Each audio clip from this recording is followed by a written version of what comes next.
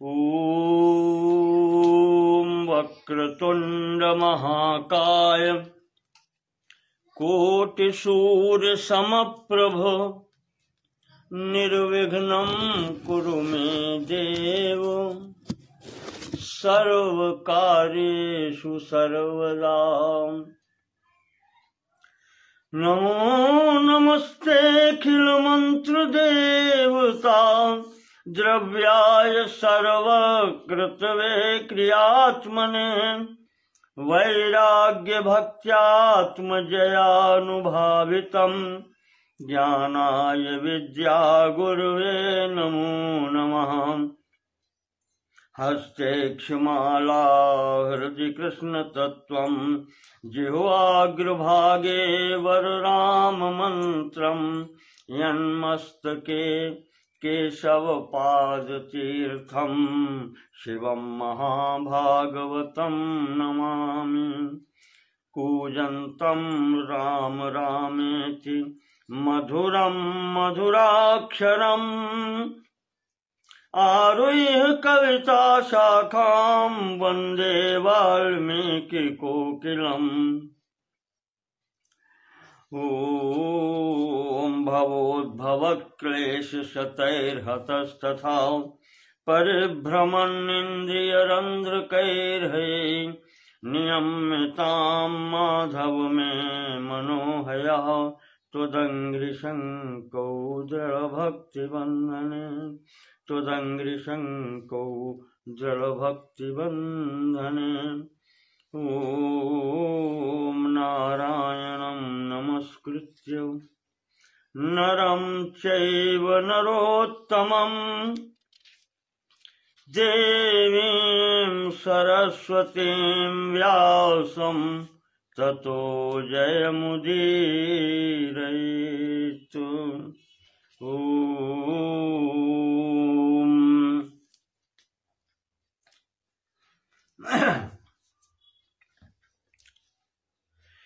श्रीमद् वाल्मीकि रामायण के कल के प्रसंग को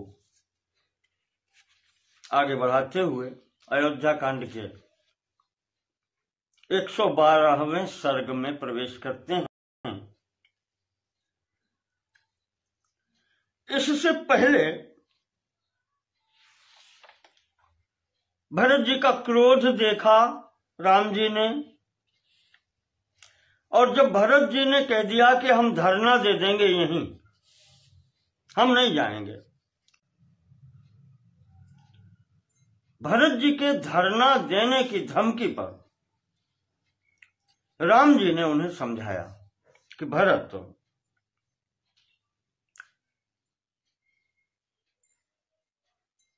पुराने समय की बात है,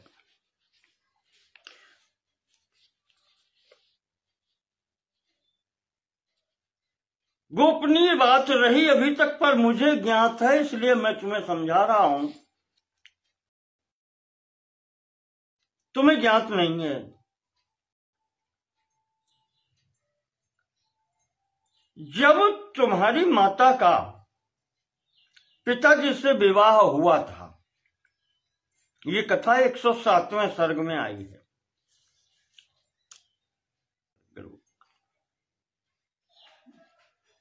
हाँ, तो जब माता जी का विवाह कैकेयी का पिताजी से हुआ था, तो नाना जी ने ये मांगा था राजा से कि महाराज, विवाह पुत्री का हम तब करेंगे जब मेरी पुत्री का पुत्र ही राजा बनेगा।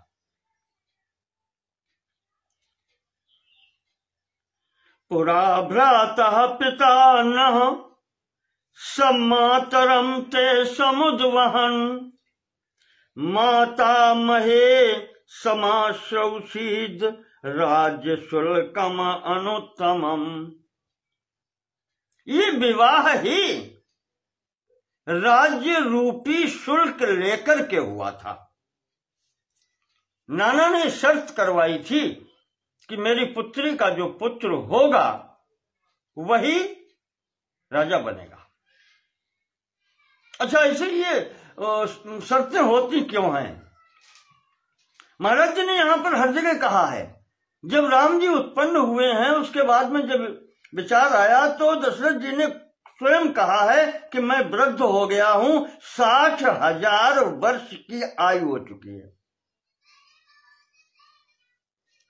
और उसी के लिए इस प्रसंग में कैकेयी के वरदान में महर्षि वाल्मीकि जगह जगह पर लिखा है कि राजा वृद्ध हैं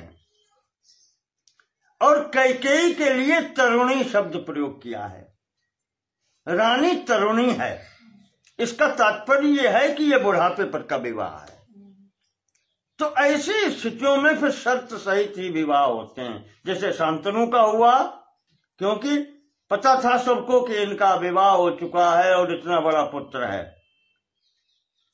वही स्थिति अन्य भी एक आध जगह आई है, जैसे सौभर ऋषि ने जब मुचकुंद से उनकी सब पुत्रियां मांग ली, 100 कन्याएं, 50 कन्याएं थीं, तो राजा ने देखा मुनि वृद्ध हैं और हमारी सब कन्याएं मांग रहे हैं, तब उन्होंने भी शर्त रखी थी, तो वो शर्त का उन्हें पालन करना पड़ा।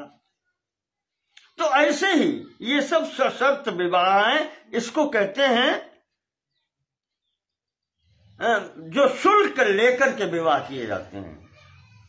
हमें याद आता है महाभारत में माद्री का विवाह जो समय पांडु से किया रेशम जी ने, पहले कुंती का हुआ, उसके बाद में जब माद्री का भी किया, तो माद्री के जो भाई थे मध्य प्रदेश के शल्य महाराज, उन्होंने कहा था कि महाराज मेरे कुल में एक परंपरा है, कन्या जब दी जाती है तो उसके बदले में कुछ लिया जाता है शुल्क, तो आप हमें कुछ भेंट दें तभी देंगे हम।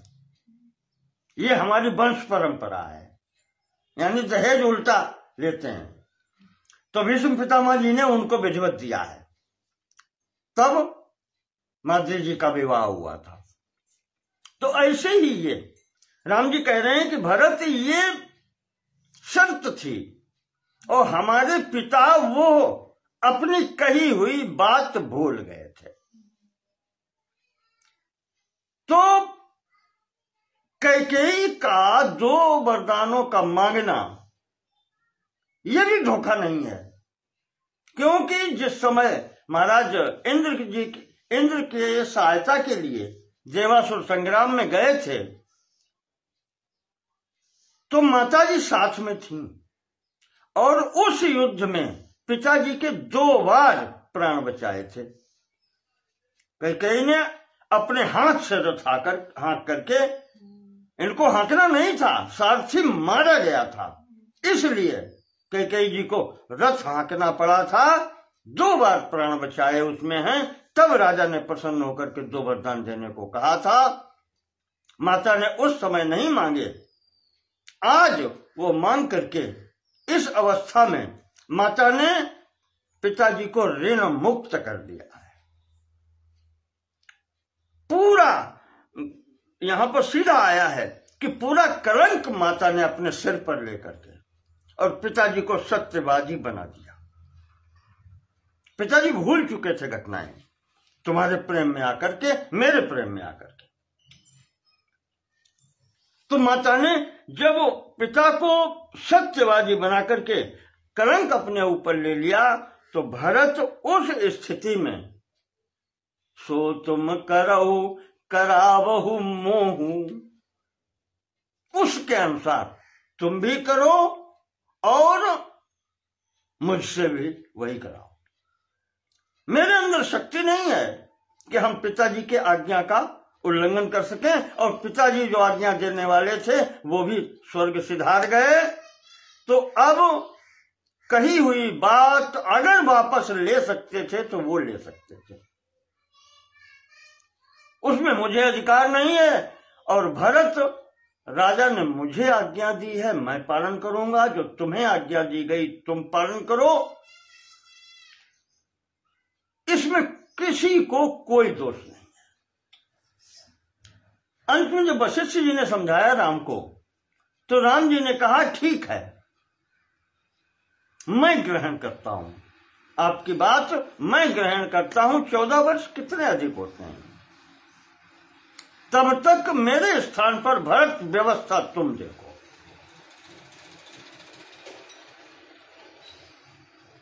और एक बात याद रखना कि किसी भी माता के प्रति कोई अनुचित व्यवहार नहीं होना चाहिए। कैकेयी के प्रति भी विशेष तौर पर उन्होंने कहा। ये सब कहा तो भरत का क्रोध शांत हुआ।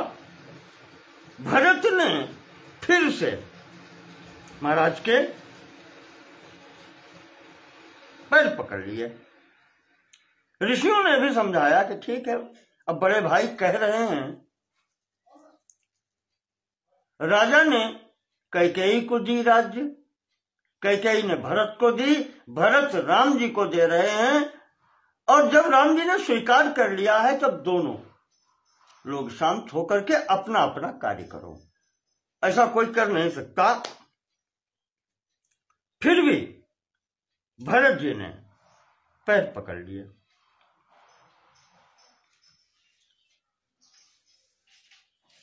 भरत जी कहते हैं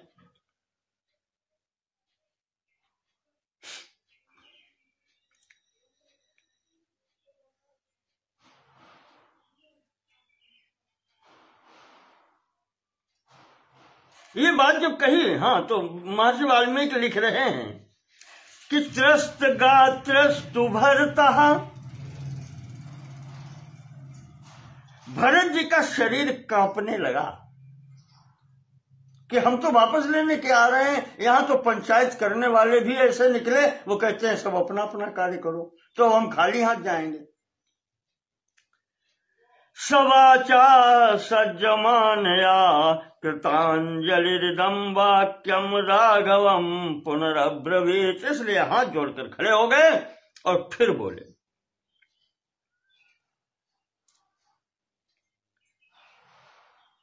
भरत कहते हैं कि भगवान, अब तो ये माताएं भी तीनों कह रही हैं वापस चलो, और मेरी माता भी कह रही है, तो अब उनकी बात मानो।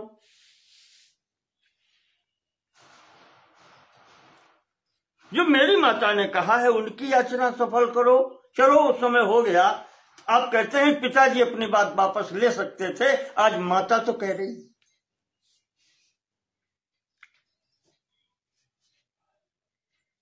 वो कहते हैं कि मैं अकेला इस राज्य की रक्षा नहीं कर सकता, मेरे अंदर इतनी सामर्थ्य नहीं है,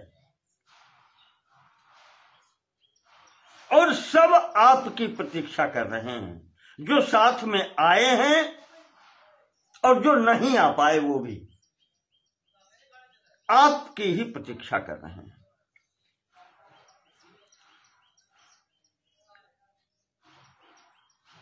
और अंत में कहते हैं कि प्रभु, राज्य आप लीजिए और आप चाहें तो दूसरे को किसी को सौंप दीजिए, हम नहीं कर पाएंगे। इदम राज्यम महाप्राज्ञ, ये जो राज्य है भगवान, स्थापय प्रतिपद्य ही, इसकी स्थापना आप करो। प्रतिपद्य स्वीकार करके और इसकी स्थापना आप करो। शक्तिमान सहि काकुत्स्थ लोकस्य परिपालने, इस लोक का, इस राज्य का पालन करने में समर्थ आप ही हैं।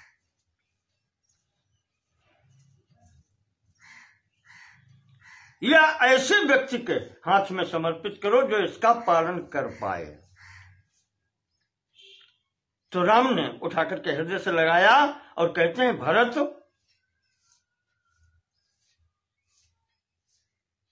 तुम अपने को इतना हीन क्यों समझ रहे हैं? ये लक्ष्मण से भी कहा था कि भरत क्या है ये हम जानते हैं, अब तुम्हारे मन में भरत के प्रति विचार कैसे आ गया? राम जी ने उस समय कहा कि मुझे राज्य नहीं चाहिए, मैं राज्य लेने नहीं आया, राज्य मुझे पिताजी दे रहे थे, तो हम तुम्हारे सबके सुख के लिए ही राज्य ले रहे थे। बड़ा नीच की बात कही है कि सुख तभी तक सुख होता है जब उसको बांटने वाले और भी लोग हों। सुख अकेले नहीं उठाया जा सकता। दुख अकेले की चीज है, वो बांटने की नहीं, वो स्वयं। दुखी नहीं करना अपनी ओर से अन्य किसी को, पर सुख बांटा जाता है। तो मैं तुम सबके लिए राज्य चाहता था। अगर तुम्हें भरत का दोष दिखाई पड़ता है लक्ष्मण, तो फिर मेरे लिए जैसे तुम वैसे भरत, वैसे शत्रुघ्न, और भाइयों की अगर ये स्थिति है तो फिर मैं राज्य लेकर करूंगा क्या? क्या आवश्यकता है मुझे? इस प्रकार से समझाया था उस समय। वैसे ही यहां पर भरत से कहते हैं कि भरत, ये जो तुम्हारी बुद्धि है, जो तुम्हारी कार्य कर रही है, जो तुम बात कर रहे हो, ये बतला रही है कि तुम सामर्थ्यवान हो। और कहते हैं कि राज्य नहीं, कि तुम पूरे भूमंडल की रक्षा कर सकते हो। भृशम उत्साह से तात रक्षितुम पृथ्वीमपि। भरत तुम में पूर्ण पृथ्वी की रक्षा करने की सामर्थ्य है।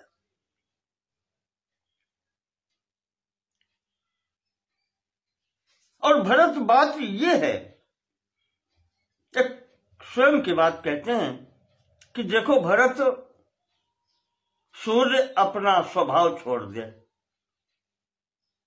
गर्मी छोड़ दे, चंद्रमा अपनी शीतलता छोड़ दे, समुद्र अपनी मर्यादा तोड़ दे, पर मैं अपनी की हुई प्रतिज्ञा या पिता को दिया हुआ वचन मैं भंग नहीं कर सकता। मैंने भी माता के समक्ष प्रतिज्ञा की है कि जो पिताजी कहेंगे या आप कहेंगी वो मैं करूंगा। वहां पर भी राम जी ने कहा था कि माता जी, इतने में शोक करने की क्या जरूरत है? अरे राजा कहें या आप कहें तो मैं अग्नि प्रवेश कर सकता हूं, ये तो कोई बात ही नहीं है। भरत प्राण पीर पावहि राजू, इससे बढ़ के और हो ही क्या सकता है। कहते कामादवा तात लोभादवा मात्रा तुभ्यम इदम कृतम। माता ने जो कुछ भी किया, चाहे कामना से किया चाहे लोभ से किया, तुम्हारे लिए जो कुछ भी किया, न तन मनसि कर्तव्यम, उसमें तुम्हें अब सोचने की जरूरत नहीं है, न उसको ध्यान देने की आवश्यकता है। वर्चितव्यम च मात्रवत, उसको उसी प्रकार का सम्मान मिले और उसी प्रकार का मानना, उसको व्यवहार करना उसके साथ में। मात्रवत वर्चितव्यम।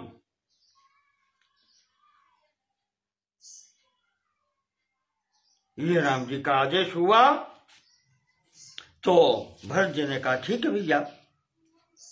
तो अधिरोहार्य पादाभ्याम पादुके हेम भूषिते। महाराज, आपके पहनने के लिए खड़ाऊं मैं घर से लेकर के आया। एते ही सर्वलोकस्य योगक्षेमं विधास्य था। तो महाराज फिर आज से इस संपूर्ण लोक का योगक्षेम यही बहन करेंगी।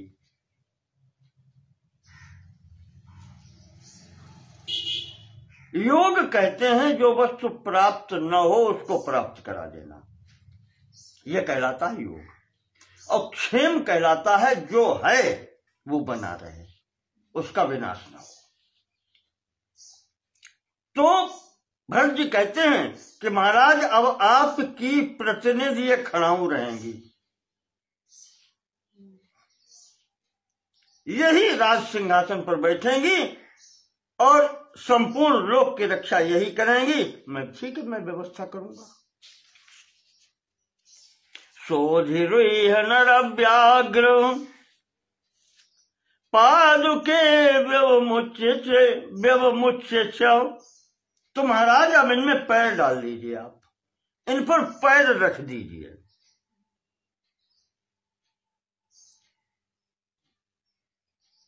ये जो कहा तो राम जी ने फिर वही किया। भरत जी के कहने पर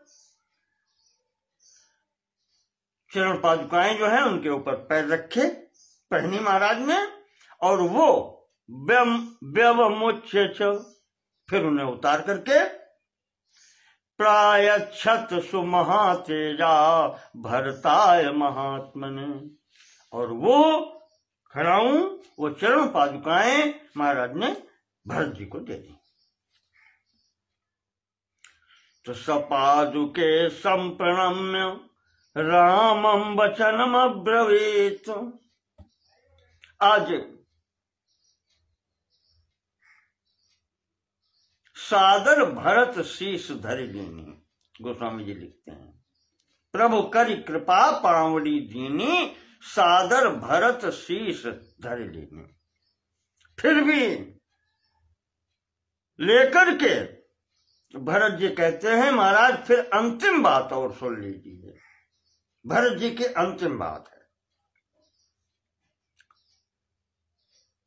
चतुर्दश ही वर्षाणि जटा चीर धरो हे हम, जटा चीर धरो ही अहम। महाराज जैसे आप रहते हैं जटा बढ़ा करके और बलकर वस्त्र पहन करके, ऐसे ही हम भी रहेंगे। फल मूलासनो वीर, वही फल मूल का आहार करेंगे। भवेयम रघुनंदन, हम भी रहेंगे उसी प्रकार से। तवागमन कांक्षन, तवागमन माकांक्षन, वसन वही नगराद वही। महाराज तब तक हम भी नगर से बाहर निवास करेंगे, अयोध्या में निवास नहीं करेंगे, राजमहल के सुख नहीं लेंगे। तत्र पादुकयोर्न्यस्य राज्य तंत्रम परंतप, वहां पर तो सिंहासन पर आपकी चरण पादुकाएं रहेंगी और व्यवस्था मैं देखूंगा, ऐसे चलेगी। और कहते हैं कि चतुर्दशे ही संपूर्ण, 14 वर्ष के पूर्ण होने पर, चतुर्दशे ही संपूर्ण वर्षे हनि रघुत्तम। जिस दिन 14 वर्ष पूर्ण होंगे उसके अगले दिन 15वें वर्ष का पहला दिन, न द्रक्ष्यामि यदि त्वाम तु, आपने दर्शन नहीं दिए तो प्रवेक्ष्यामि हुताशनम, महाराज मैं अग्नि प्रवेश कर जाऊंगा, ये आप सोच लीजिए। 14 वर्ष पूर्ण होने के अगले ही दिन अगर आपको दर्शन न हुए तो मैं अग्नि में प्रवेश करूंगा। ये महाराज भरत जी ने अंतिम बात कही। राम जी क्या कह सकते हैं, अब ये अंतिम बात है और इस में अब इनकार भी क्या हो। राम जी ने तुरंत कहा तथास्तु भरत, बिल्कुल ऐसा ही होगा, एक दिन भी इधर उधर नहीं। 14 वर्ष पूर्ण करके अगले प्रातः मैं आऊंगा, उसी दिन अगले दिन। महाराज ने स्वीकार किया, चलने की तैयारी हो गई। भरत से बात पूर्ण हुई। महाराज ने, राम जी ने शत्रुघ्न को बुलाया। शत्रुघ्न जी कहीं बोलते ही नहीं है। शत्रुघ्न जी का उतना ही काम था कि वो कुब्जा को दंड दिया है, लगे घसीटन धर धर झोटी। वो भरत जी ने मना किया तब माने। तो शत्रुघ्न को बुलाते हैं और विदाई के स्तर से हृदय से लगा करके कहते हैं, शत्रुघ्न, महाराज को शंका वही होती है कि मातरम रक्ष कैकेयी, शत्रुघ्न ये तुम्हारा दायित्व है कि कैकेयी माता की सर्व प्रकार से रक्षा करना। मारोषम कुरुताम प्रति, और उसके प्रति किसी प्रकार का क्रोध नहीं होना चाहिए। मया च सीतया चैव सप्तोषि रघुनंदन, शत्रुघ्न तुम्हें मेरी और सीता की सौगंध है इस बात की। केवल एक बात दिया शत्रुघ्न को कि मातरम रक्ष कैकेयी, तुम्हें माता की रक्षा करनी है कैकेयी, केवल इतना आदेश है। महर्षि लिखते हैं वाल्मीकि जी, और ये कथा लव कुश राम जी की सभा में सुना रहे हैं, राम जी की सभा में उन्हीं को सुना रहे हैं, क्योंकि राम कथा जब लिखी है पहले पढ़ाई तो उन्हीं को गई है, वही सुना रहे हैं राम जी की सभा में। तो लोग कुछ कह रहे हैं कि महाराज अब आगे की स्थिति, सपादुके ते भरता स्वलंकृते महोज्वले संपरिगृह धर्मवित, वो पादुकाएं भरत जी ने सम्मान सहित लेकर के प्रदक्षिणम चैव चकार राघवम, राम जी की चारों तरफ से परिक्रमा की है, और परिक्रमा करके चकार चैवोत्तम नागमूर्धनि, जो राज सिंहासन लाए थे पूरा संभाल लाए थे कि वहीं राज तिलक कर देना है, उस सिंहासन पर, उस रथ पर जो राजोचित था, राजा के लिए होता है, उस पर उन चरण पादुकाओं को ही रखा है, स्वयं नहीं बैठे। और कहते हैं हाँ गजराज मूर्धनी, नाग मूर्धनी, कहते हैं वहां रथ नहीं, वो हाथी जो राजा का था, महाराज का, दशरथ जी का, उधर से खाली आया था, उसके ऊपर ये विराजित कराए छत्र लगा करके।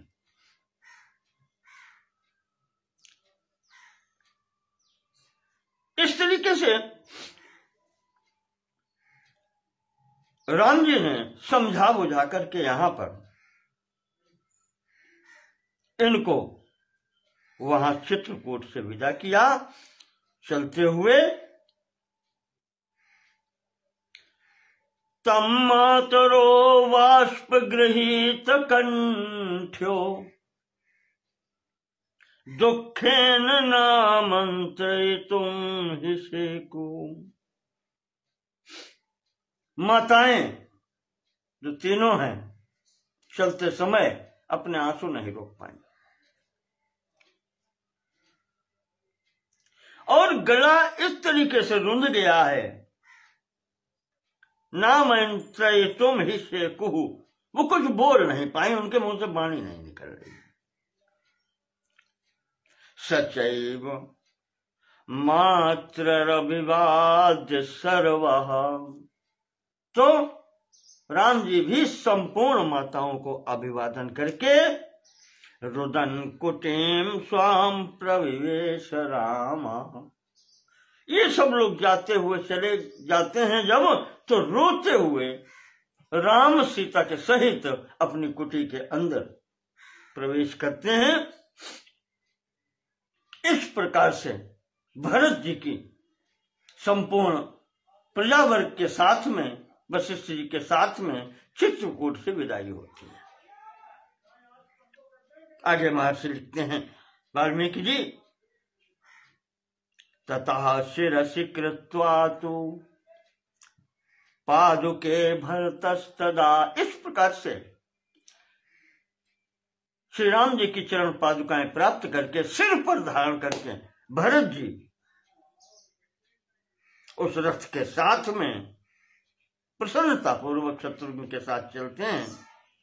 साथ में वशिष्ठो वामदेवश्च जावालिश्च दृढ़व्रता। ये ब्राह्मण लोग जितने साथ हैं, वशिष्ठ वामदेव जावाली और मंत्री लोग जितने साथ में हैं, अग्रतः प्रयु सर्वे मंत्रिणों मंत्र पूजिता। और मंत्रियों सहित से सब आगे चल के, और पीछे महाराज भरत जी मंदाकिनी नदीम रम्याम, चित्रकूट पर्वत के पास से मंदाकिनी के किनारे से वहां से आगे चलते हैं और महाराज जी भरद्वाज जी के आश्रम पर पहुंचते हैं। वापस प्रयाग आ जाते हैं। भरत जी के आश्रम पर पहुंचे, भरद्वाज जी पूछते हैं कि भरत, ततो हृष्टो भरद्वाजो भरतम वाक्यम अब्रवीत। महाराज को भरत को वापस आते देख करके, इधर से मिलके गए थे, उधर से वापस आते देख करके भरद्वाज जी को भी प्रसन्नता हुई। तो भरद्वाज जी पूछते हैं कि भरत, अपि कृत्यम कृतम तात रामेण च समागतम। भरत, क्या तुम्हारी मनोकामना पूर्ण हुई? जो तुम करना चाहते थे वो कर पाए? कार्य तुम्हारा संपन्न हुआ? भरत, राम से भेंट हुई? तो भरत जी ने कहा कि महाराज भेंट हुई, पर वो वापस नहीं आए। बहुत प्रार्थना हमने की, गुरु जी ने भी कहा, पर फिर भी वो वापस नहीं आए। और उन्होंने यही कहा है कि हम पिताजी की और अपनी प्रतिज्ञा का पालन करके ही तब आएंगे। यही हमारा कर्तव्य है।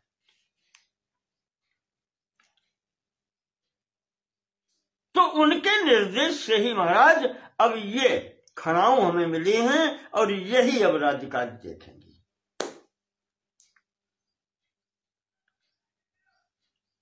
तो भरद्वाज जी बोले कि भरत,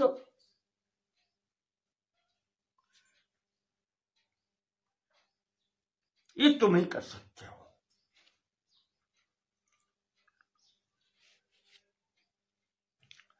ये तुम ही कर सकते थे, कोई दूसरा कर नहीं सकता।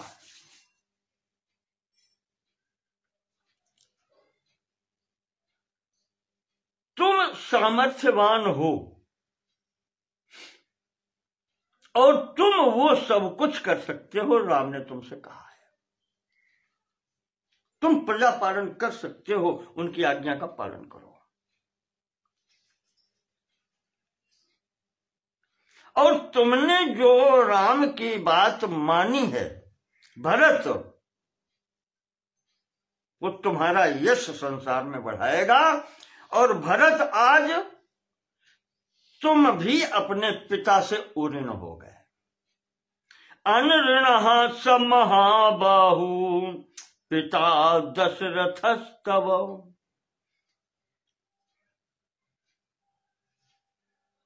और तुम्हारे भाइयों के व्यवहार से महाराज दशरथ भी अनऋण, संपूर्ण ऋणों से मुक्त हो गए। पितृ ऋण और गुरु ऋण, ऋषि ऋण जो होता है, 4 ऋण लेकर के व्यक्ति आता है, उन सब से महाराज दशरथ भी मुक्त हो गए। जिनके तुम्हारे जैसे पुत्र हों, ये महाराज जी का आशीर्वाद भी है। फिर उस पिता की दुर्गति होने का सवाल ही नहीं, प्रश्न ही नहीं है। यस्य त्वम ईदृशः पुत्रो धर्मात्मा धर्मवत्सलः। जिस राजा के तुम्हारे जैसे पुत्र हों, वो राजा दशरथ स्वयं भी ऋण मुक्त हो गए।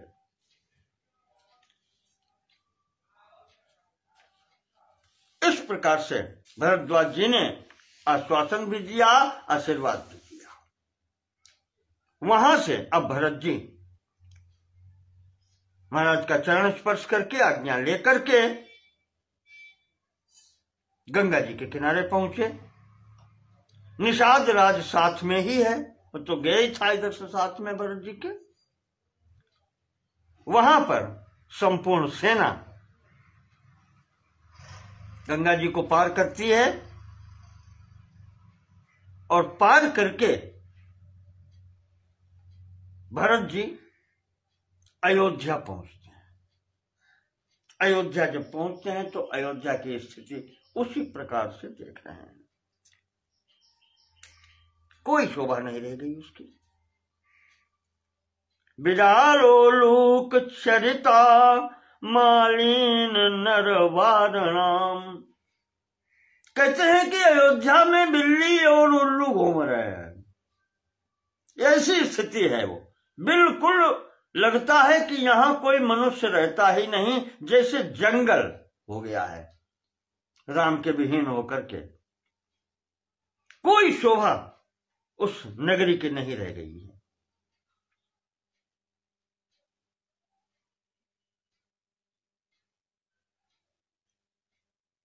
इस प्रकार से अयोध्या दिखाई पड़ती है, जिसकी शोभा महाराज जी जब थे तो संसार के समस्त नगरों से अधिक दिखाई पड़ती थी। आज उसकी स्थिति यह है कि राम जी के वनवास के बाद में उस नगरी में उल्लू और बिल्ली रहने लगे। ऐसे जानवर, अशुभ पशु पक्षियों का निवास हो गया।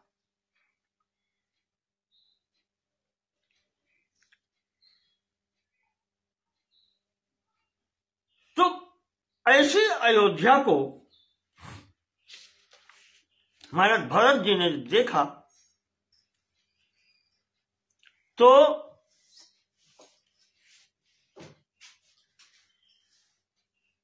नगरी में प्रवेश करके तदा तदन्तः पुरमुज्झितं प्रभं सुरैरिवोत्कृष्टमभास्करं दिनं निरीक्ष्य सर्वत्र विभक्तमात्मवान् मुमोच बाष्पं भरतः सुदुःखितः।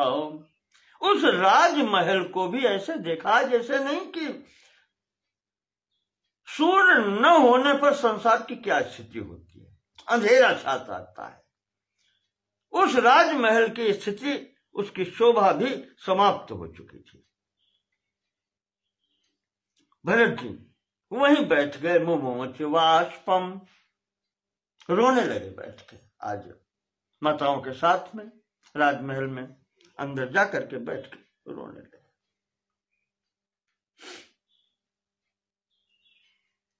सबने समझाया, गुरु जी ने भी, माताओं ने भी। तो भरत जी ने कहा माताओं से कि माता, नंदग्रामम गमिष्यामि। माता, अब हम नंदग्राम में रहेंगे। अयोध्या सरयू के इधर है और उत्तर तट पर नंदीग्राम है। सर्वानामंत्रेत्र वह, इसलिए आप सब लोग हमें आज्ञा दें। तत्र दुखम इदम सर्वम सहिष्ये राघवम बिना, और वहीं रह करके राम के बिना जो दुख होगा, जो कुछ होगा, वहीं सहन करूंगा। देखो वही स्थिति आई कि दुख अकेले महाराज ले रहे हैं, वहीं रहूंगा, वैसे ही रहूंगा।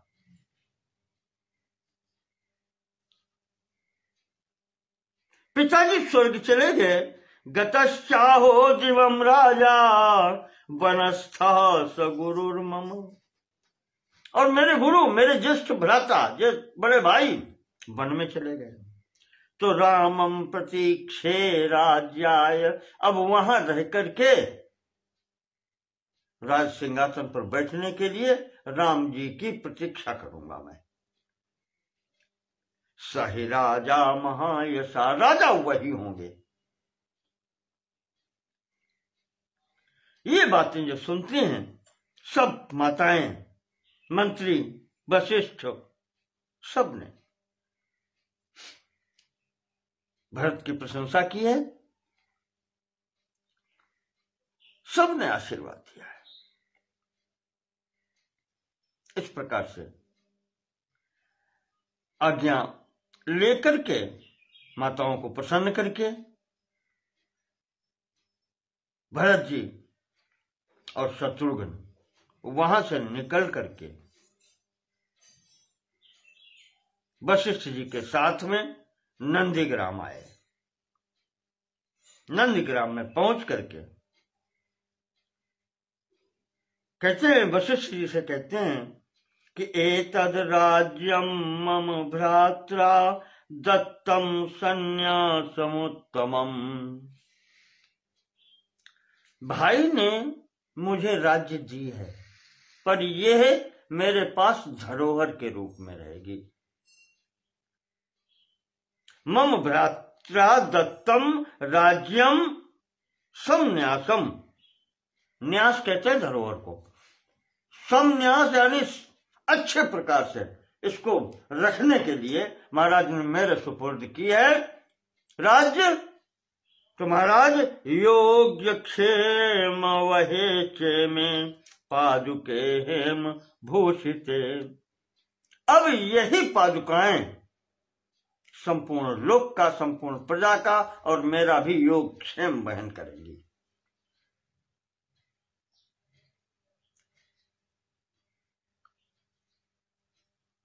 सबके लिए आज्ञा हुई कि राजा मैं नहीं, सिंहासन पर ये रहेंगी और छत्र भी इन्हीं के ऊपर लगेगा। राजा का जो छत्र होता है वो मैं ग्रहण नहीं करूंगा। ये पूज्य भाई के चरण पादुकाएं नहीं, मैं इनको उनके चरण ही समझता हूं।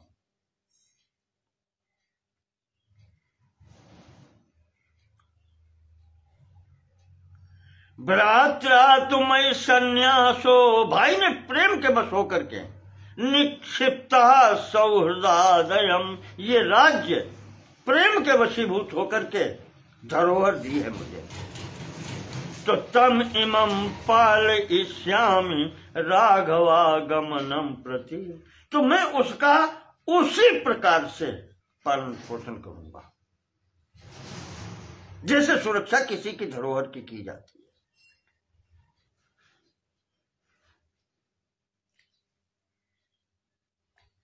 है। इस प्रकार से भरत जी ने उन चरण पादुकाओं की स्थापना की है और यही कहा है कि जब राम जी स्वयं आकर के राज सिंहासन ग्रहण करेंगे तभी हृदय में सांत्वना मिलेगी। वशिष्ठ जी से कह के उनकी आज्ञा लेकर के इस प्रकार व्यवस्था करके और भरत जी राज्य का भार वो देखने लगे, राजकाज की स्थिति देखने लगे।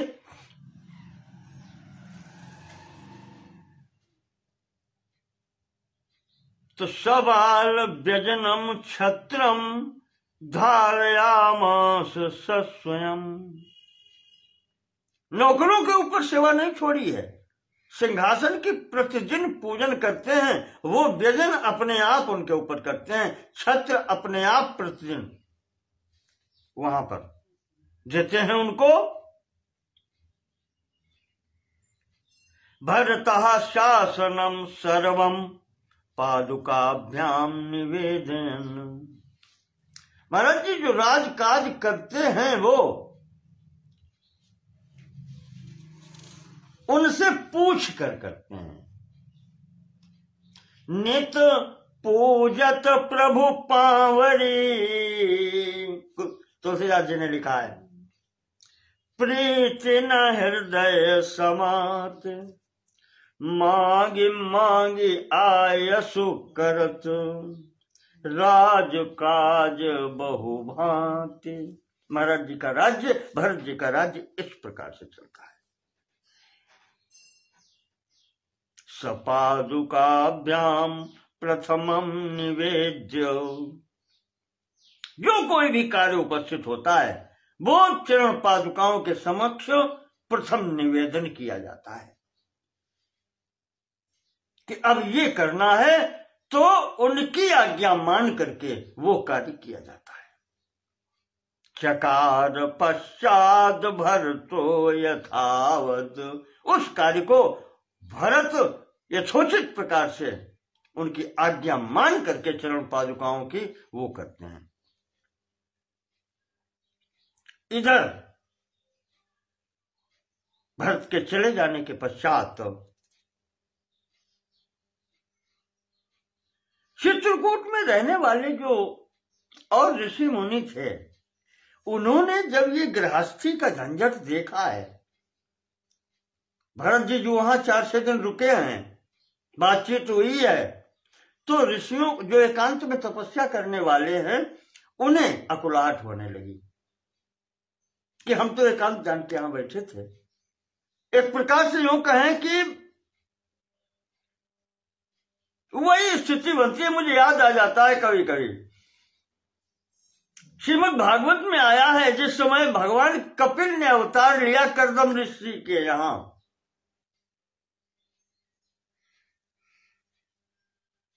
देवहूति के गर्भ से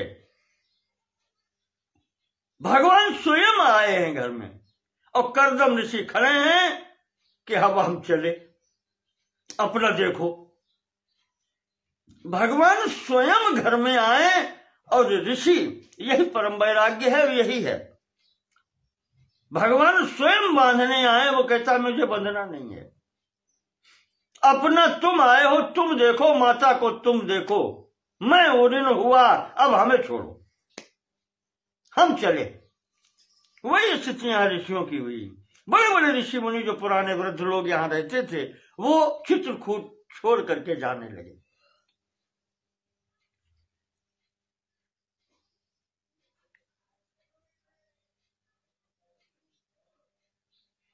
राम जी ने बहुत प्रयास किया उन्हें रोकने का,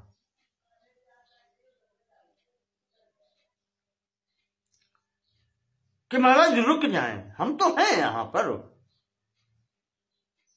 तो ऋषि कहते हैं कि राम, तुम यहां रहोगे तो यहां पर और उपद्रव होंगे। एक तो यही हो गया, गड़बड़ सब आ गए, सब पूरी सेना रुकी, हमारी साधना में विघ्न पड़ता है। और आप जिस हेतु से आए हैं वो भी हम जानते हैं। तो यहां पर वैसे भी हम छिप छिपा के रहते थे, राक्षस आते थे, कम आते थे, लेकिन अब तुम रहोगे तो और आएंगे, इसलिए अब हम यहां पर चलेंगे। और कहते हैं कि राम, अगर कुशल चाहो तो तुम भी अभी आश्रम छोड़ो, क्योंकि ये सब यहां पर, उन्होंने स्पष्ट कहा यहां पर, खरस्त्वयि चायुक्तम, वो जो खरदूषण है वो यहां तक धावा मारता है। पुरा राम प्रवर्तते सहास्माभिरतो गच्छ यदि बुद्धि प्रवर्तते। अभी तक तो हम छुप छुपा के रहते थे, तुम्हारे आने से उन सबको भी सूचना हो गई है कि यहां पर तुम भी आ गए और ये विपक्ष आ गया, पूरा कहना चाहिए, और यहां पर ऋषिगण है और भी हैं, तो यहां वो जरूर आएंगे। और हम नहीं चाहते कि हमारे साथ साथ तुम्हारे प्रति भी कोई बुरा बर्ताव हो रहा चक्कर में, इसलिए यहां से हम निकल चलो, तुम भी चलो। हम जानते हैं कि आप समर्थ हैं और राक्षस दमन के लिए ही आप आए हैं, पर फिर भी अब यहां ये सुरक्षित स्थान नहीं रह गया। राम जी ने समझाया, पर फिर भी वो छोड़ के वहां से चले। तो राम जी ने कहा अब हमको भी चलना चाहिए। जब ये सब कह रहे हैं, सब शुभ चिंतक हैं, तो वो भी स्वयं भी तैयार हुए। ऋषियों के जाने पर राघवस्त्वपयातेषु सर्वेष्वनु विचिंतयन्। ऋषि चले गए जब छोड़ के, तो राम जी भी चिंता करते हैं, विचार करते हैं। फिर उनको भी समझ में आता है कि महाराज ठीक कहते थे, चलना चाहिए, क्योंकि हमें तो दंडक वन तक चलना है, अभी मार्ग पूर्ण कहां हुआ है। वरदान में बात आई थी दंडक वन की, वहां तक चलना है।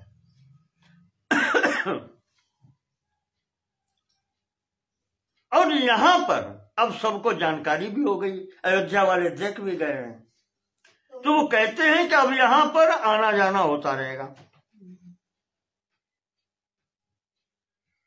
हो सकता है भरत से फिर पुनः आ जाए, कोई भी आ सकता है, तो सबने जान लिया कि मैं यहां हूं। तो तैयार होकर के महाराज जी राम लक्ष्मण के साथ सीता सहित पास में ही अत्रि मुनि का आश्रम था, वहां पहुंचते हैं कि महाराज अब आज्ञा आगे जाने की आपने। वहां आज्ञा लेने के लिए पहुंचे हैं। ये कथा गोस्वामी जी ने अरण्य कांड में लिखी है, पर महर्षि वाल्मीकि ने अपने अयोध्या कांड में ही दी है अंतिम कथा, कि महाराज जी यहां पर राम सीता और लक्ष्मण अत्रि जी के पास में पहुंचते हैं और वहां पर आज्ञा मांगते हैं कि भगवान अब आगे चलेंगे। अत्रि जी ने स्वागत किया जैसा होता है वन में हो सकता है, स्वागत करके बैठाल करके, और महाराज अत्रि कहते हैं कि राम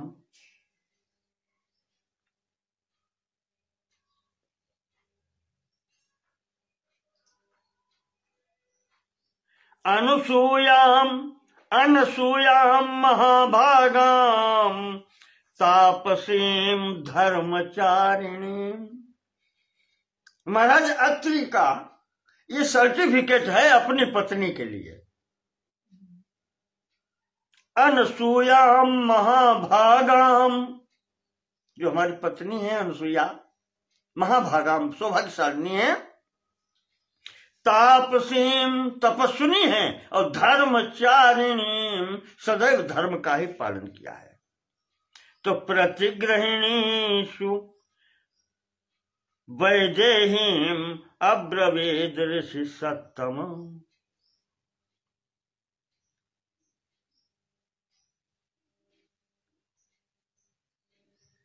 उनसे महाराज कहते हैं कि अनुसुईया देखो ये सीता आई है,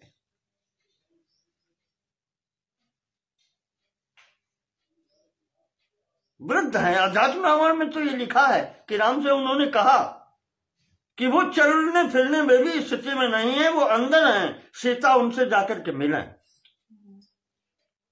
तो वहां सीता जी अंदर जाके मिल पाई हैं। तो महर्षि लिखते हैं वाल्मीकि जी कि यहां पास में ही हैं, तो उन्होंने अनुसुईया से कहा है कि तुम सीता से मिलो, इनका सत्कार करो।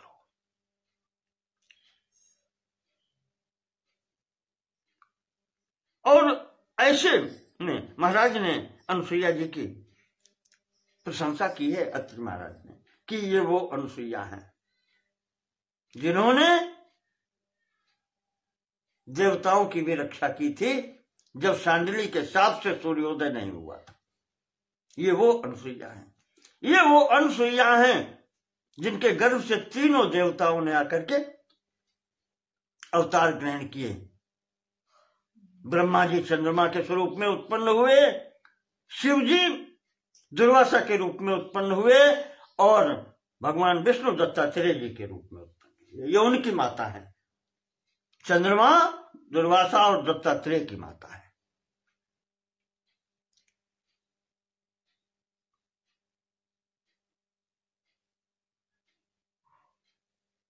देवकारिण मित्रम च यया संत्वरमानया दशरात्रम कृता रात्रि सेयं मातेव तेन गो। उस रात से रक्षा की थी जब 10 दिनों तक सूर्योदय नहीं हुआ। 10 दिनों की रात तो हो गई थी। उससे रक्षा की थी संपूर्ण लोक की। तपस्विनी है।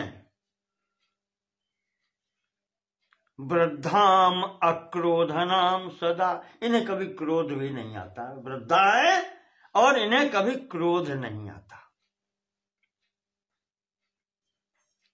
तो राम जी ने सीता की ओर देखा और सीता से कहा कि देवी, महर्षि की बात तुमने सुनी है, तो अब वो यहां क्यों आएंगी? तुम जाकर के उनसे मिलो। हमने सुना था कभी कोई बाबा कहते थे कि जिस समय माता जी ने ब्रह्मा विष्णु महेश को आजाद किया है, बच्चा बनाकर के छोड़ा है, लक्ष्मी और सरस्वती और वो आई थी ब्रह्माणी पार्वती सम्मुख, तब कहते हैं अनुसुईया जी ने कहा था कि अभी अकेले आए थे, अगली बार आना तो बहू को लेकर के आना। आज महाराज बहू को लेकर के आए हैं। यहां पर बिल्कुल अनुसुईया जी का सीता के प्रति वही व्यवहार है जो एक सास का बहू के प्रति होता है। सीता जी वहां से उठ करके माता जी के पास जाकर के बिल्कुल उसी भाव से प्रणाम करती हैं, अपना नाम बता करके और पिता का नाम बता करके, पूर्ण परिचय दे करके जाकर के वहां प्रणाम करती हैं। अब अभ्यवादयद अव्यग्रा स्वम नाम समुदाहरता, अपना नाम बताते हुए भगवत जी को प्रणाम करती हैं, चरण स्पर्श करती हैं। तो अनुसुईया जी का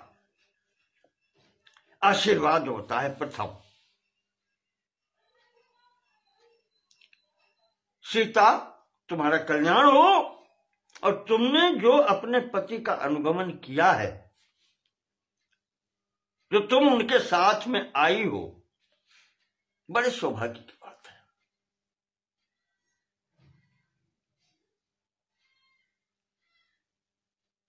नगरस्थो वनस्थो वा शुभो वा यदि वा शुभा, पति चाहे नगर में रहे और चाहे वन में रहे, शुभो वा यदि वा शुभा,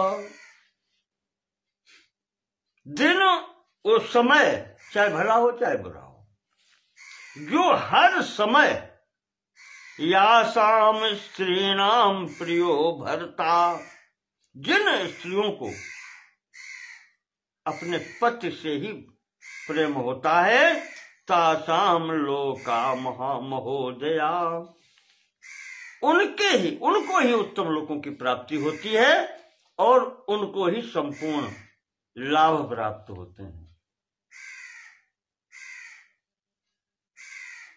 जैसे गोस्वामी जी ने लिखा है उसमें कि अमित दान भरता वैदेही, ये महर्षि वाल्मीकि जी भी पहले कह चुके हैं, सीता ने कहा है। स्त्री के लिए जो संसार प्रिय होता है वो पति के निमित्त से ही होता है। पुत्र भी प्रिय पति के ही निमित्त से होते हैं। अमित दान भरता वही जेहि। प्रत्येक व्यक्ति, चाहे पिता माता भाई पुत्र कोई भी हो, उनके देने की एक सीमा होती है। पर स्त्री के लिए पति अमित दान भरता वही देहि, वो संपूर्ण वस्तुओं को देने वाला होता है। इसीलिए अपने सनातन धर्म में पति परमेश्वर कहा जाता है। यदि भाव हो तो वहीं से ईश्वर प्राप्ति भी होती है। ईश्वर की प्राप्ति कहीं से भी होती है। प्रहलाद खंबे में से निकालता है, ये भाव है।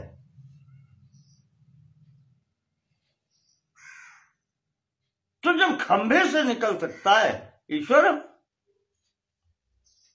तो एक जीवित प्राणी के हृदय में क्यों नहीं होगा। इसी भाव से सेवा की जाती है। जिसकी भी सेवा हो, चाहे पिता की हो, माता की हो, किसी की भी सेवा हो, जब सेवा, गुरु की सेवा इसी भाव रखकर की जाती है कि यह व्यक्तित्व नहीं है, ये जीव नहीं है, ये वही पर ब्रह्म परमात्मा है, जिसके बारे में अन्यत्र भी ग्रंथों में आया है कि व्यक्ति का, कर्मयोगी व्यक्तित्व का यही लक्षण होता है कि वो कर्म करते हुए, यानी कि गली में झाड़ू लगाते हुए भी अगर उसका ये भाव है कि यहां से परमात्मा निकलेंगे, भगवान निकलेंगे, तो उसका वही कर्म पूजा हो जाता है। उसको अलग से फिर पूजा करने की आवश्यकता नहीं रहती। केवल भाव होता है कि जो मैं कर रहा हूं वो ईश्वर के लिए कर रहा हूं, किसी के लिए नहीं, अपने लिए नहीं। भक्ति का बस यही लक्षण है, सर्व समर्पण। तो इस प्रकार से अनुसुईया जी ने बताया और यहां सावधान किया है कि जो पत्नियां अपने पति को अपने वश में रखने की प्रयास करती हैं अन्य साधनों से, उनकी गति नहीं होती कभी भी। वो जीवन भर दुख उठाती हैं, इस लोक में भी और परलोक में भी। महाभारत के वन पर्व में ये बात द्रौपदी जी ने सत्यभामा को समझाई है। श्री कृष्ण की पटरानी सत्यभामा ने हंसी कर दी द्रौपदी से कि दीदी, हम तो एक नहीं संभाल पाते, आप 5 पतियों को कैसे संभाल लेती हैं? कोई ऐसा उपाय बताएं कि पति वश में कैसे हों। तो बात यद्यपि हंसी में की गई, पर बहुत गंभीरता से वहां पर द्रौपदी जी ने सत्यभामा को उत्तर दिया है और बहुत बड़ा उपदेश है। कहा है कि जो स्त्री इस स्वभाव में पति को वश में करना चाहती है, तंत्र मंत्र और अन्य तरीकों से, उसकी कभी सदगति नहीं होती।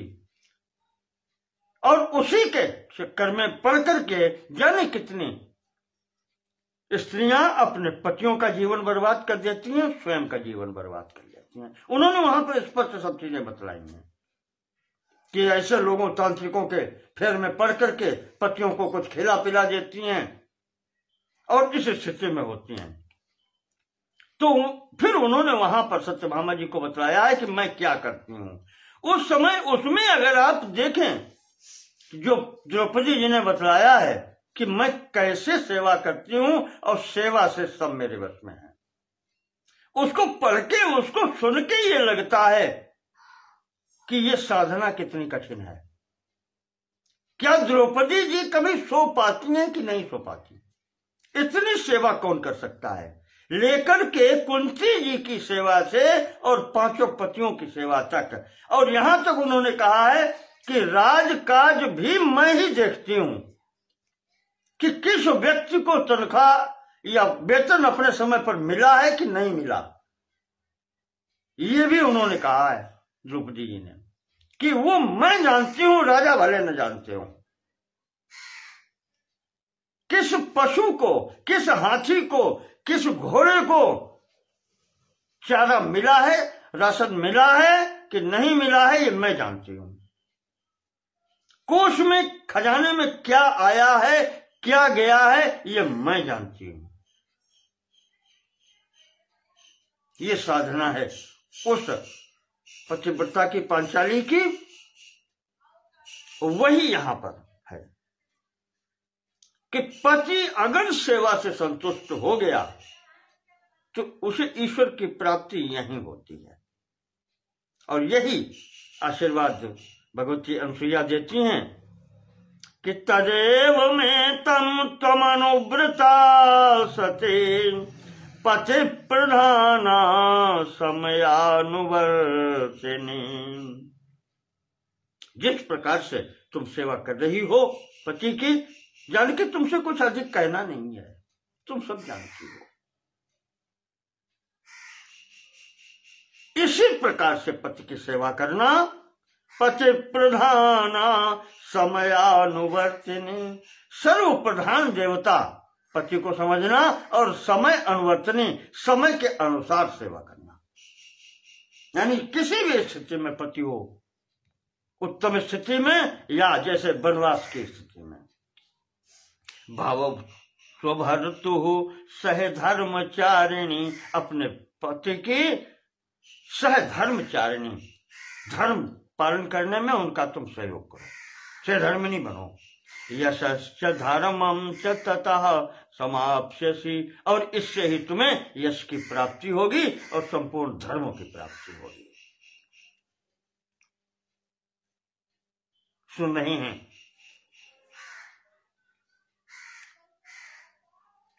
अंत में अनुसुईया जी कहती हैं कि सीता,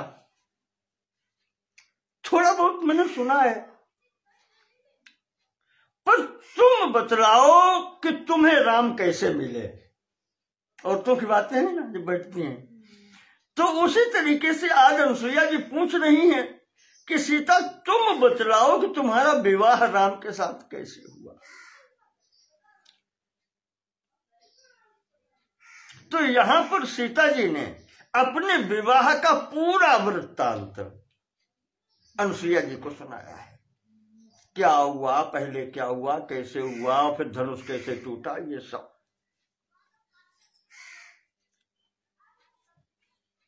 यहां तक कि अपनी उत्पत्ति तक बताई है सीता जी ने कि ऐसे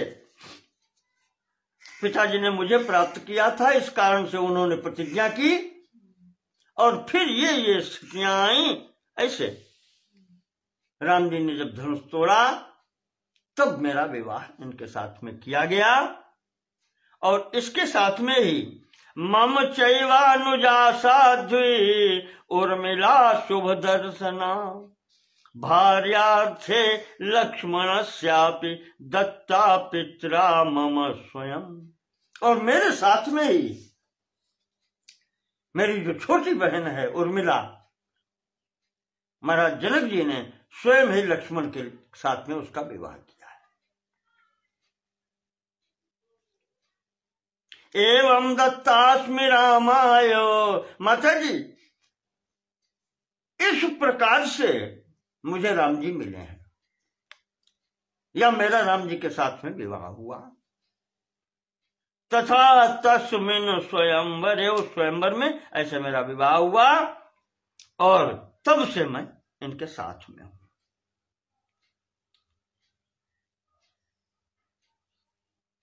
बहू के मुंह से इस प्रकार से बातें सुनकर के माता जी ने हृदय से लगा लिया, और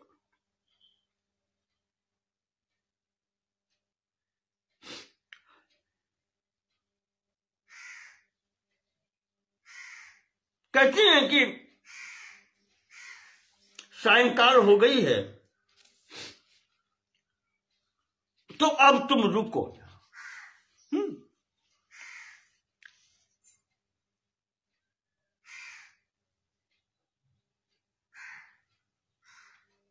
यहां से सीता जी उठ के राम जी के पास आती हैं, प्रातःकाल उठ करके फिर आज्ञा लेने के लिए जब आई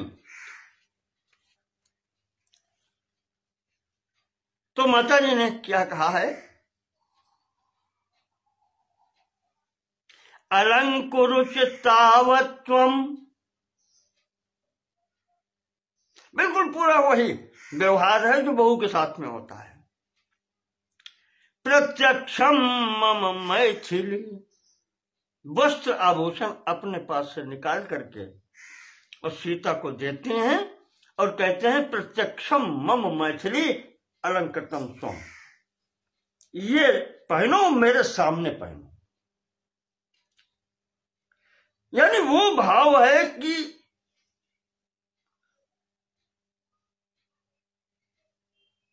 मतलब तुम पहनो, हम भी देखना चाहते हैं कि मेरी बहू कैसी लगती है। दिव्य वसन भूषण पहराए, आज भगवती ने वो निकाल के यहां पर दिए हैं। अलंकुरुच तावत्वम प्रत्यक्षम मम मैथिली, प्रीतिम जनय में बत्से, तुम्हें पहनते देख करके आज मुझे हृदय में सुख मिलेगा। दिव्यालंकार शोभिनी, जब तुम दिव्य अलंकार व वस्त्र पहनोगी, आभूषण पहनोगी, तो तुम्हें मुझे भी सुख मिलेगा। इस प्रकार से अनुसुईया जी ने सीता को वस्त्र और आभूषण से अलंकृत करके, पहना करके यहां से कहा है अब जाओ। तो वो चरण स्पर्श करके फिर राम जी के पास में आते हैं।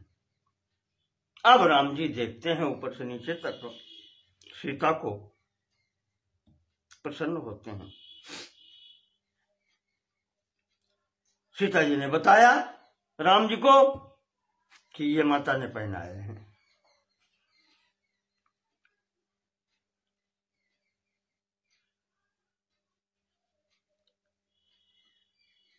तो रात बीतने के बाद प्रातःकाल की एक घटना हो गई, पहनाए।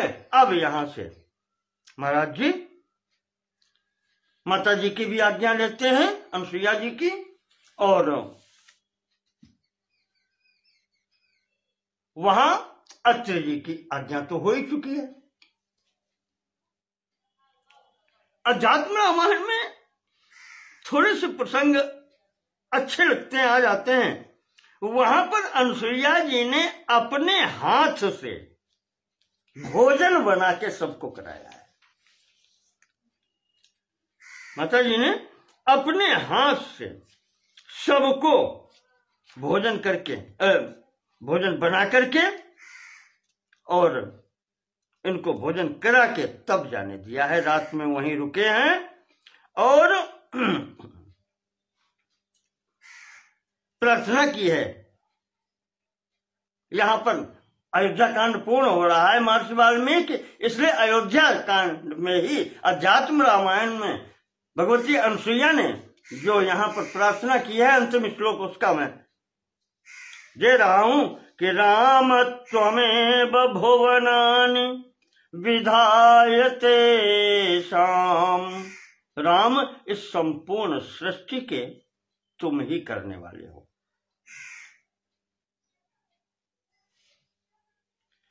राम त्वम एव भुवनानि विधाय, तुम ही इसकी सृष्टि करते हो और सृष्टि करके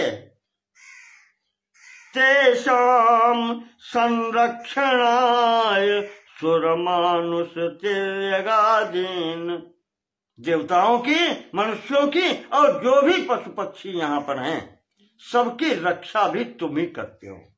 तेषाम रक्षणाय, उनके रक्षा करने के लिए ही देहान विभर्षि, ये अनेक प्रकार के देह धारण करते हो। केवल रक्षा के निमित्त ही ये तुम जो स्वांग बनाए फिरते हो, जो देह धारण करते हो, उसका कारण केवल इतना है, नच देह गुणैर विलिप्ता, इसके अतिरिक्त देह प्राप्त करने का तुम्हारे प्रति कोई कारण नहीं है। जो गोस्वामी जी ने लिखा है कि भगत बस भक्ति के वश में होकर के तुम शरीर धारण करते हो। वो अनुसुईया जी यहाँ कह रही हैं कि शरीर धारण करने का एकमात्र कारण ये है, जैसा गीता में भगवान ने कहा है, यदा यदा हि धर्मस्य ग्लानिर्भवति भारत अभ्युत्थानम अधर्मस्य तदात्मानं सृजाम्यहम्। जब धर्म घट जाता है, अधर्म बढ़ जाता है, तब मैं आता हूं। और साधुओं की, सज्जनों की रक्षा के निमित्त और दुष्टों को निवारण करने के लिए, उनको विनाश करने के लिए संभवामि युगे युगे, हर युग में मैं अवतार केवल मात्र इसलिए लेता हूं। वही यहां पर भगवती अनुसुईया कह रही हैं कि सबकी रक्षणार्थ उत्पन्न भी तुम ही करते हो ब्रह्मा के स्वरूप में, और रक्षा करने के लिए भी स्वयं ही शरीर धारण करके आते हो। और तुम्हें इस जो शरीर भौतिक है, जो दिखलाई पड़ता है, ये शरीर के गुण तुम्हारे अंदर हैं ही नहीं। तुम शरीर से लिप्त नहीं हो, तुम शरीर से अलग हो, वही परब्रह्म परमात्मा हो। और तत्तो विभेति अखिल मोह करी च माया, माया तुमसे उसी माया जो है अखिल मोह करी, जो संपूर्ण प्राणियों को मोह में डालने वाली है। यही बहुबार, जैसे नारद जी कहते हैं, न चावा मोही, नारद शरीके उस माया के वश में नाचे हैं। ब्रह्मा कहते हैं हम भी नाचे हैं, शिव जी कहते हैं कि हम भी नहीं बचे हैं। शिव भी रंच कहूं बोई तो को है बपुरा आन, और कौन बच सकता है जब ये स्थिति है। वो अनुसुईया जी कहती हैं कि वो जो माया है जो सबको नचाती है, तत्तो विभेति अखिल मोह करी च माया, जो संपूर्ण जीव को, शरीरधारियों को मोह में डालने वाली माया, वो भी आपके समक्ष हाथ जोड़ के खड़ी होती है। वो आपसे डरती है केवल। ऐसे आप हैं तो आपकी कह भेजी स्तुति करहूं तुम्हारी, तुम्हारी स्तुति किस प्रकार से की जाए। तुम तो अचिंत्य हो, पर ब्रह्म परमात्मा वही तो तुम हो। इस प्रकार से भगवती ने स्तुति की है भोजन करा के, और वहां से फिर राम जी विदा लेते हैं।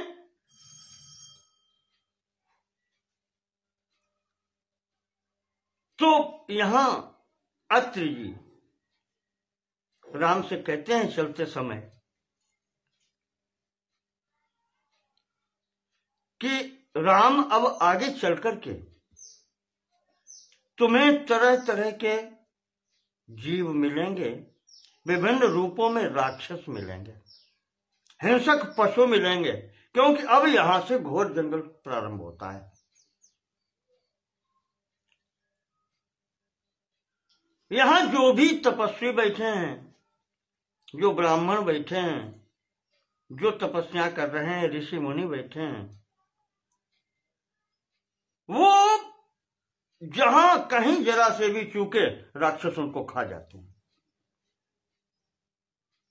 तो अब जो भी आगे मिले, ये आपका दायित्व बनता है कि उनसे भी हम सबकी अब रक्षा करो। यहां से आपका कार्य शुरू होता है। अत्रि जी यहां पर कहते हैं,